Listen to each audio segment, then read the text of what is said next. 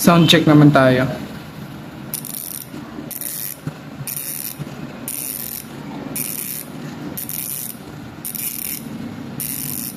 Hi guys, ngayon nga pala ay mag-review tayo nitong Hisense Pro 7 hubs. Pero bago yan, let's do a quick unboxing.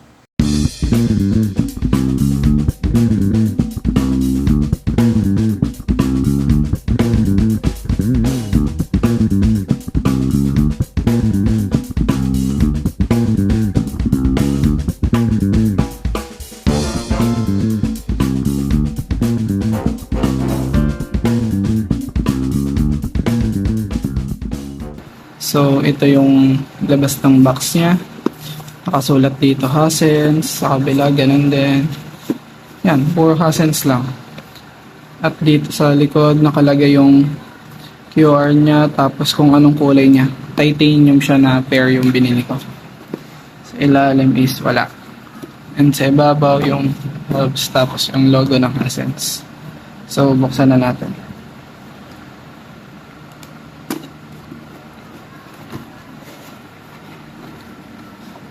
So, sa loob ng box niya is nandito makikita yung dalawang skewer niya.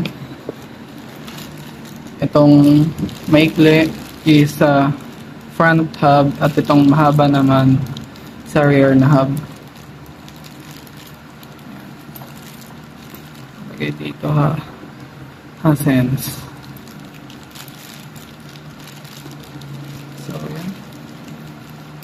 Na tayo. Unahin muna natin tong front hub. Ito nga pala yung itsura niya guys. Hisense Pro. So, ito ay pwedeng ma-convert ng true axle. Eh, hindi naman true axle yung binili ko na bike frame.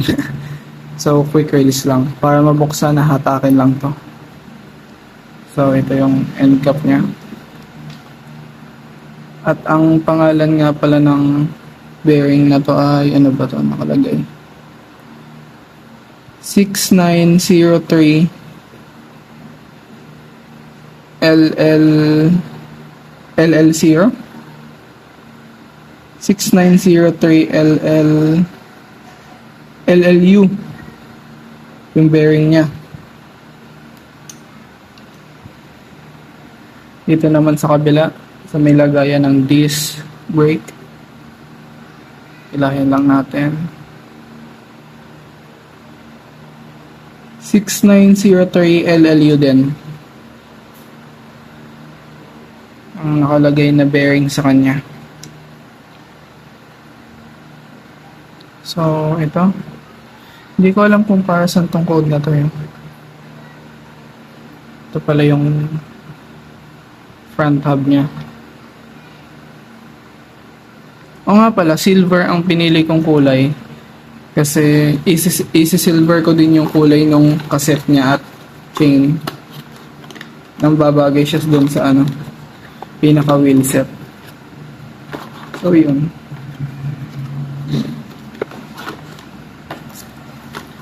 Ngayon dito naman tayo sa ano, rear na hub. Unahin muna natin tong bearing dito sa may disc. Ano nakalagay? 6902 LLU. Same din. Ganun ba yung sa kabila? Basta yun. At dito naman ay may takip. Hindi ko makikita. So, tanggalin muna natin yung ano niya. May grasa na pala siyang nakalagay. Out of the box. So, di ko na muna gagasahan. Pagtuyo na lang. At ang bearing na nakalagay dito sa may ano niya. MR15257 LLU. Baka magkasing size lang. Baka pareho din. Tapos dito naman sa mismong hubs niya, 6902 LLU. So, checkin muna natin tong free hub natin. Okay naman. Tama lang yung tigas. Tama. Tama. Tama. Tama. So far, tama naman lahat. So, ibalik na natin. Gagi. Ito nga pala. Ito yung wag nyo daw iwawala, yung washer nito. Washer ba to? Yung ano, kumokontrol dun sa ano, sa hubs. Hindi ko lang sure kung anong tawag doon. Basta ganun. Lagay na natin. Ayun. Ayun. So, ito yung Hasens. May nakalagay siya dito na 70, 75, 12 speed, 12S. So, kaya nito ang hanggang 12 speed. So, balik na natin to. Pop.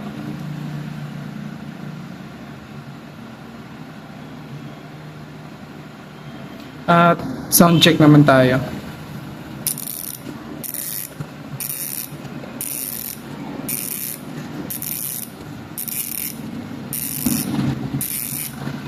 So, malakas.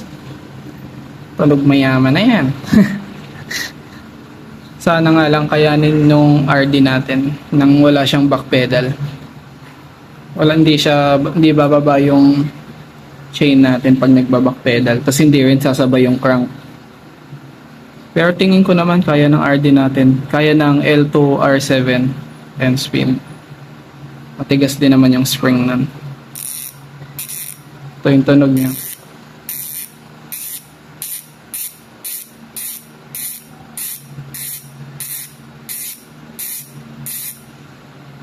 Lakas. So, ang unang impression ko dito is maganda naman. Wala namang damage nung dumating. Kompleto naman yung skewer, yung mga part niya. So, overall, 10 out of 10. And sa design naman, maganda din. So, 10 out of 10. So, yan lang ang review natin kay Hasens Pro. Sana nagustuhan nyo. And stay tuned na lang sa next video kung saan natin ipapakabit natin to. So, yun lang.